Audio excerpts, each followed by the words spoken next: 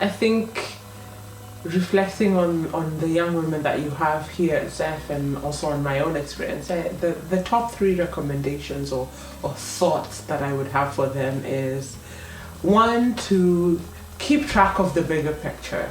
To whom much is given, much is expected, and the opportunity to come and have an education here, to get your doctorate here at ZEF, at the University of Bonn, is a real privilege, a real honor, and it is an investment in you that needs to translate into impact for the continent. And so I would advise them to first, don't lose sight of the expectations and obligations that you hold as a result of this opportunity. The second is more personal, is to develop a career purpose roadmap. Start thinking about where it is you're heading in your career with this degree as your jumping off point. Map out a path, map out a plan. And the third is even more personal, which is something that a lot of women talk about, which is imposter syndrome. And develop a plan and a strategy to handle imposter syndrome. Be prepared, it will happen. It's not a question of if, it's a question of when. So build community around you and build strategies to cope when it does happen. And these are things I think I say also from my own personal experience. Imposter syndrome is when a lack of confidence hits you and you start to believe that you're an imposter somewhere, that you don't belong in a space.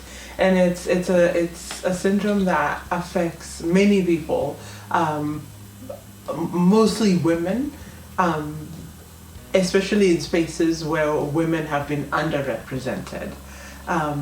African women, for example, have been underrepresented in a lot of spaces globally.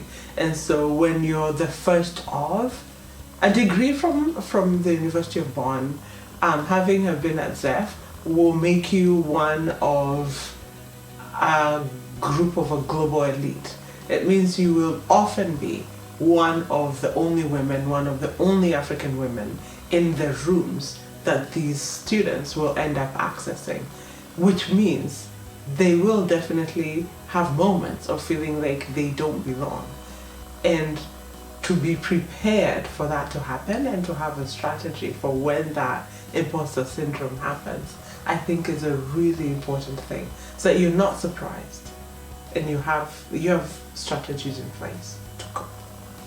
It's an absolute honor to be asked to join the advisory committee of ZEF. ZEF has a global reputation, absolutely impactful, the research that's done here, and so to be honored, to be asked was an absolute honor.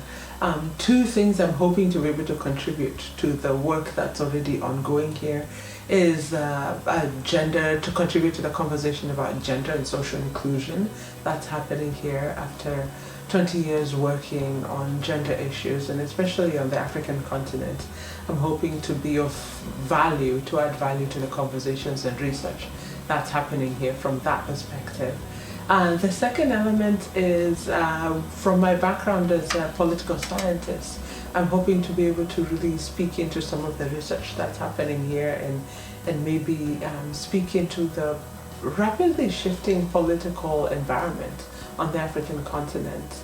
Again, having had my research focus on democratic transitions, on ethnicity and politics of identity, I'm hoping that that perspective will add value to the ZEF work and community. But again, it's an absolute honor to be asked.